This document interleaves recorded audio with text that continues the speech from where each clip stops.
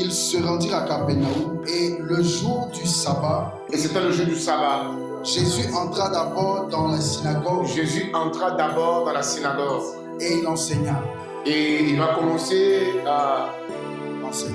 donner un message. Ils étaient frappés de sa doctrine, Et pendant que Jésus était en train d'enseigner dans la synagogue, la Bible dit dans ce texte qu'ils étaient frappés de son enseignement. car il enseignait comme ayant autorité, Parce que l'enseignement qu'il donnait était différent de l'enseignement des scribes, de l'enseignement des pharisiens et des sadduciens. Donc son enseignement était plus accompagné de puissance. Or, vous savez que le royaume des cieux n'est pas seulement en parole. Il y a beaucoup de personnes qui vont dans les églises. Et ce sont des églises souvent qui sont mortes. Parce qu'on se contente seulement d'enseigner. Mais quand tu passes ton temps seulement à enseigner, et que derrière ton message, il n'y a pas l'esprit, il n'y a pas la puissance, et que les vies ne changent pas, c'est égal à zéro. Parce que le royaume des cieux n'est pas seulement en parole, mais le royaume aussi, c'est une démonstration de puissance.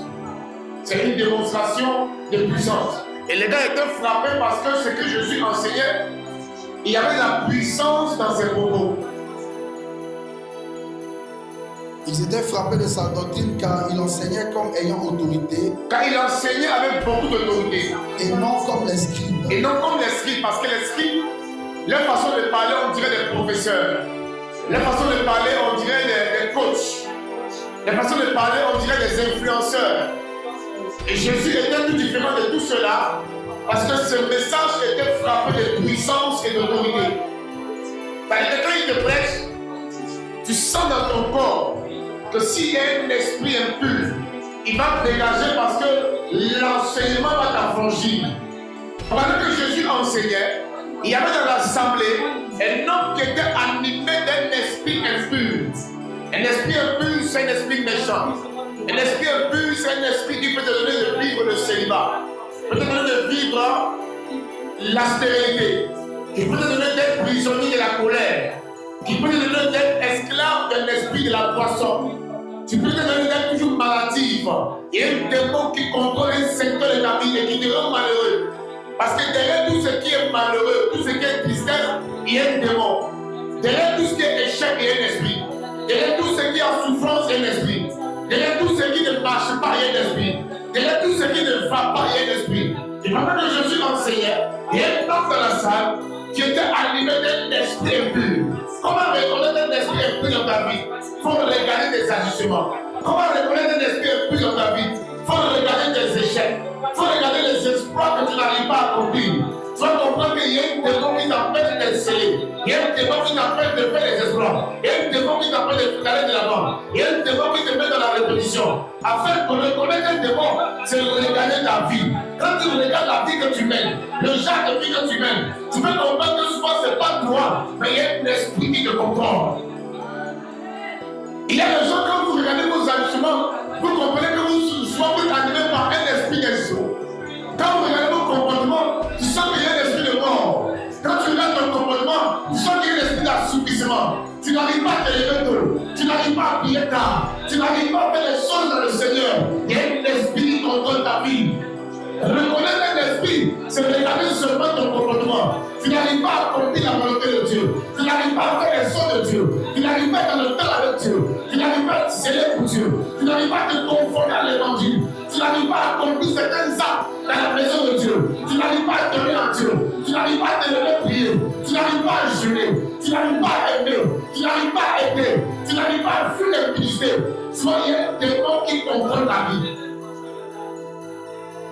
Et quand Jésus prêche, son évangile est pour délivrer les captifs.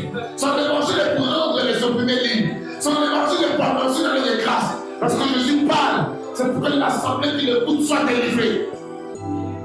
Et la Bible dit, Et qui s'écria, qu'y a-t-il entre nous et toi? Pasteur Satiné, on dit Jésus enseigne. Un démon dans un corps dit, il y a quoi en toi et moi? C'est que Jésus est puissant.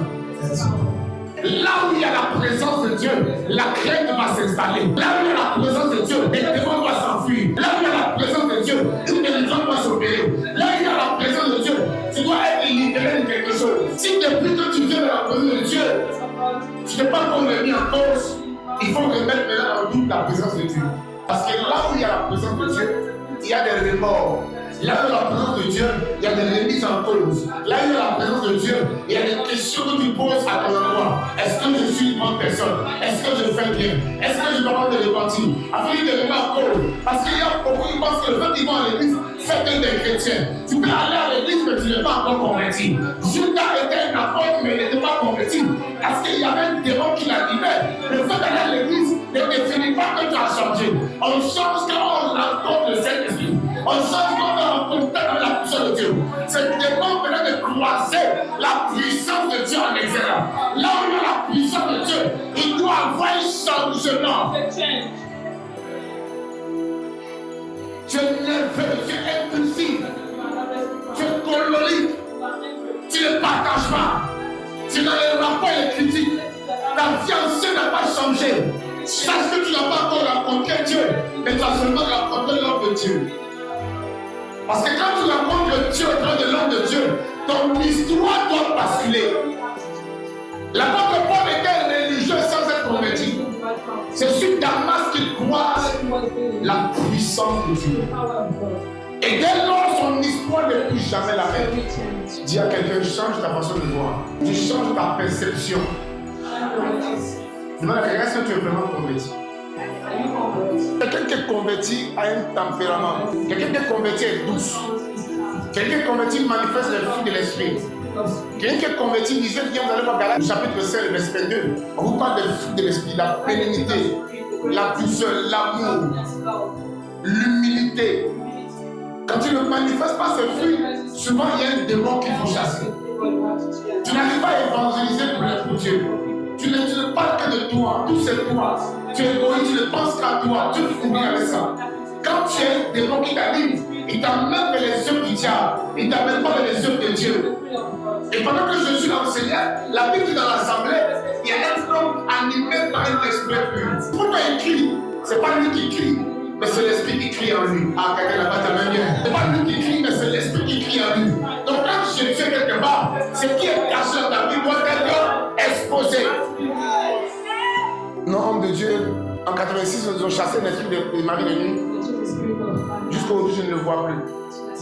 Mais qu'est-ce qui te prouve qu'il est parti? Parce que quand il part avec ses fruits, il part avec ses œuvres. Souvent, quand tu continues toujours les fruits, même s'il ne s'exprime pas, il est là. Il est là parce qu'on reconnaît le vent par la manifestation de ses œuvres. Quand tu vois là bouger, c'est que le vent l'a passé. Qui m'a jamais bien. Donc il y a des comportements qui révèlent la présence du vent. Même s'il ne se fait pas voir. Et pendant que Jésus enseigne, la Bible dit ici, il se trouvait dans leur synagogue un homme qui avait un esprit impur, qui s'écria, qu'y a-t-il entre nous et toi? il y a quoi en toi? Parce que les ténèbres ne peuvent pas cohabiter avec la lumière. Donc en temps normal, si je suis ténèbres, je peux seulement supporter les ténèbres, mais je ne peux pas supporter la lumière. Parce que lui et moi n'avons pas le même langage. Donc on comprend très bien qu'il y a des gens qui ne t'aiment pas parce qu'ils n'ont pas le même esprit que moi. L'esprit dit, mais il y a quoi? Tu fais quoi ici? Mais avant qu'il ait dit ça, il y avait des gens dans la salle. Il ne disait pas ça. Et quand Jésus est arrivé, il dit, mais il y a quoi même? Parce que celui qui entre n'est pas de son espèce. Ils n'ont pas le même esprit, ils n'ont pas le même rang. Donc du coup, ça le dérange. Donc on comprend que plus tu montes dans l'esprit, plus tu vas déranger les mauvaises personnes autour de toi. Il y a souvent des gens qui ne vont pas t'aimer, pas parce que tu es mauvais, mais parce que vous ne pouvez plus collaborer ensemble. Tu les donnes l'amour, ils ne sont pas prêts, ils te critiquent. Tu les fais du bien, ils te tombent parce que ton esprit n'est pas le même esprit qu'ils ont. Il y a quoi entre toi et moi? Dans ce que moi je suis lumière, toi tu ténèbres. On ne peut pas fonctionner. Quand le matin doit arriver, la nuit laisse place. Et ils ne sont pas ensemble. Tu ne verras pas la nuit et le matin au même moment. Ce n'est pas des collègues. Donc je veux dire à quelqu'un, malheur à toi qui est en compagnie des moqueurs. Ne marche pas avec les plaisanteurs. Ne marche pas avec des personnes qui qui ne peut pas comprendre ton langage. Parce que la lumière ne cohabite pas avec les ténèbres. Ne négocie pas pour qu'on t'aime. Parce que tant qu'ils ont la nature des ténèbres, ils ne vont jamais t'aimer. Pourquoi tu veux négocier qu'on t'aime quand c'est que même si tu donnes même un peu par jour, il ne va jamais t'aimer parce qu'en lui, il n'y a pas l'amour. Satan n'a rien de bon en lui. Il est mauvais depuis le commencement. Il y a des gens qui n'attendent rien d'eux. S'ils ont fait gloire à Dieu, s'ils n'ont pas fait bénir le ciel, attends tout de Jésus-Christ de Nazareth. Sinon ton évangile peut prendre un coup. Ta marche avec Jésus peut prendre un coup. Regardez. Tu es venu pour nous perdre. Aïe, aïe, aïe, aïe, aïe, aïe, regarde ton Dieu.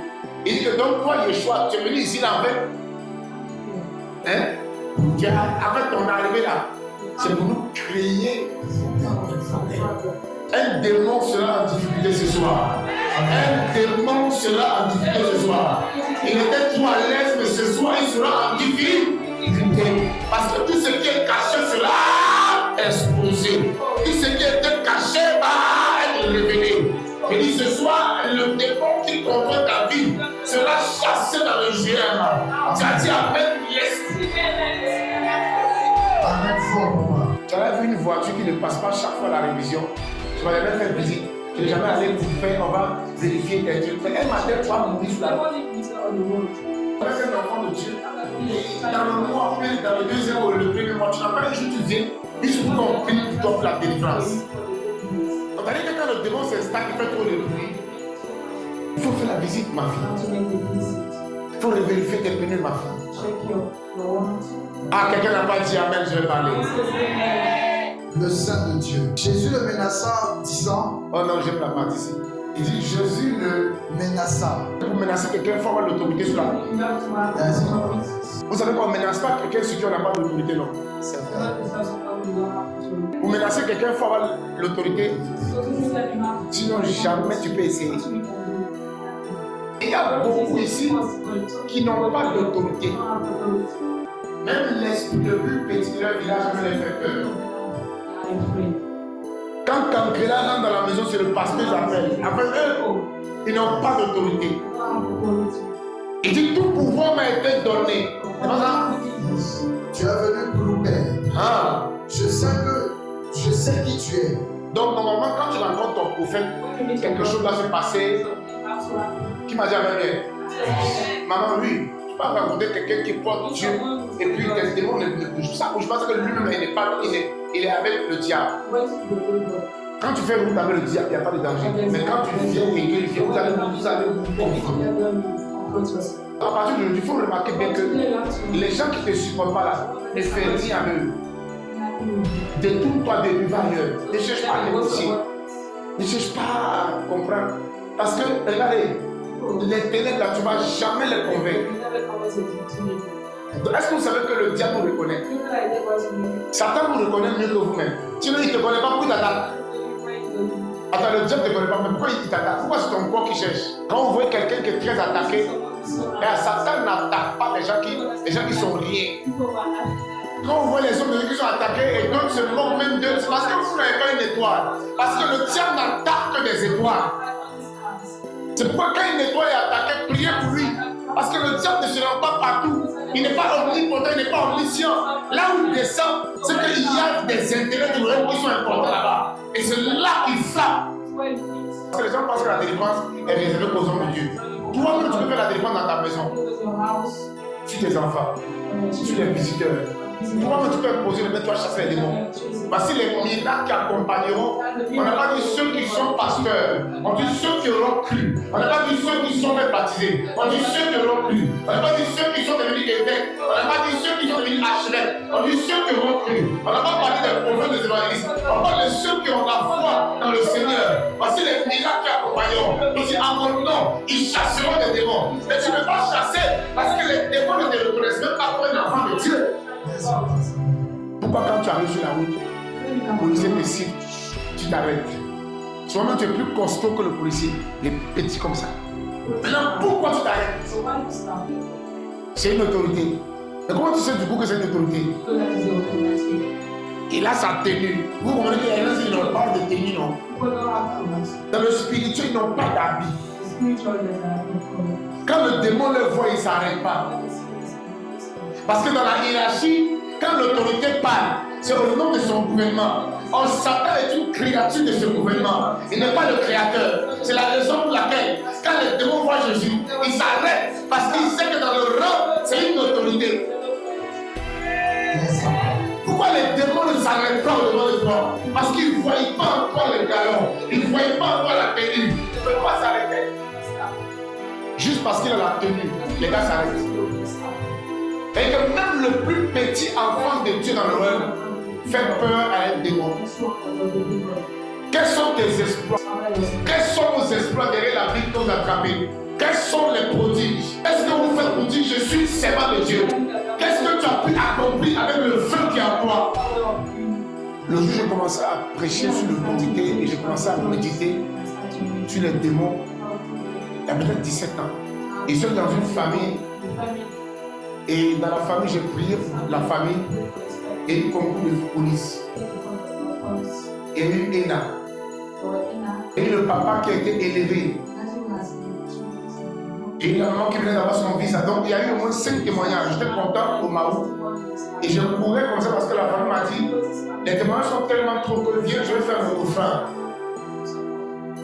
Et je courais pour aller dans la famille pour prendre mon offrande dans la joie. Et les témoignages sont assez. Donc j'arrive dans la famille, je rentre, j'avais porté une goutte. Et un chien aussi dans la maison qui avait l'information qu'il y a un gars qui vient me prendre l'offrande. C'était un berger allemand. Et j'arrive, je klaxonne, on ouvre la porte. Quand je mets un pied, je vais mettre mes 2 pieds. Le berger allemand, qu'est-ce qu'il fait? Il coupe la chaîne. Maintenant, il coupe la chaîne. Il faut traverser la cour pour entrer au salon. Or, ils sont dans la chambre. Et c'est un enfant de 3 ans qui a ouvert la porte, il a couru. Donc moi, je suis seul dans la cour, voilà le chien. Il faut traverser le chien pour entrer. Le berger allemand, maintenant, il a coupé la chaîne. J'ai encore des cicatrices. Le chien a coupé, le chien m'a dit, avant de passer ici là, tu dois d'abord me tuer. Le chien est monté sur moi. Il m'a déchiré le bras. Donc pendant que le sang, première fois, il me mord première fois. Ça prête maintenant pour me déchirer une deuxième fois. Et mon instinct du mais, il dit non. Après le David Godet là, c'est pas dans le film. C'était une réalité. Et qu'avant que les gens ne viennent nous aider, tu vas te respecter. Et j'avais le jour, évidemment, il n'était pas habillé en pasteur, il était dans les bouts et dit, non, mais je vais me tuer. Donc maintenant, je m'apprêtais maintenant pour qu'on se dégage en criant. Et pendant que je m'apprête maintenant pour le deuxième round maintenant, le papa, il est resté au salon, il a vu ce qui s'est passé. Le papa a lancé un seul cri. Un seul cri. Il n'est pas venu même. Le chien s'est couché comme s'il venait de commettre la plus grande erreur. Il s'est couché comme ça et puis il demandait pardon à son patron. Ça m'a enseigné sur l'autorité. Il n'a reconnu personne que son patron. Si vous n'avez pas d'autorité, il y a des situations qui vont continuer de perdurer dans votre vie. Ils ont dit, mais qui est ce homme à qui même les vents lui obéissent et qu'il parle à la nature, ça se calme. Quelqu'un qui a l'autorité ne parle pas trop. Quand il parle trop, c'est que c'est pas encore là. Parce que quand tu as l'autorité de manière naturelle, les esprits se soumettent. C'est quelle maladie qui va cohabiter avec toi quand la puissance de Dieu est dans ton corps? Un enfant de Dieu peut être fatigué, mais maladie répétée, il faut voir bien. C'est quel feu qui est allumé dans ton corps? Ne soyez pas des personnes timides. Ne soyez pas des personnes qui acceptent l'échec. Vos vies, ça doit bouger. Ça doit briller. Ça doit avoir des résultats. Les gens doivent pouvoir vous voir et dire, j'ai vu Dieu. Vous devez être des modèles de pardon, des modèles d'amour. Vous devez être capable de faire ce que les autres ne font pas parce que vous êtes animé par le Saint-Esprit. Le monde est soumis à la puissance du malin. Et le monde vient avec un esprit. En toi, tu as reçu un autre esprit. En l'esprit, on peut faire la différence dans ce monde. C'est pourquoi là où les gens ne réussissent pas, tu vas réussir. Là où les gens ne pardonnent pas, tu vas pardonner. Là où les gens n'aiment pas, tu vas un peu faire plus que ce que les autres font parce que tu as reçu un esprit de force et de puissance, un esprit de sagesse. En fait, Dieu t'a donné le pouvoir, mais tu ne l'exerces pas à quel dessein. Tu dois utiliser le volonté que Dieu t'a donné pour faire avancer les choses de Dieu dans ta vie. Les gens passent leur vie à subir.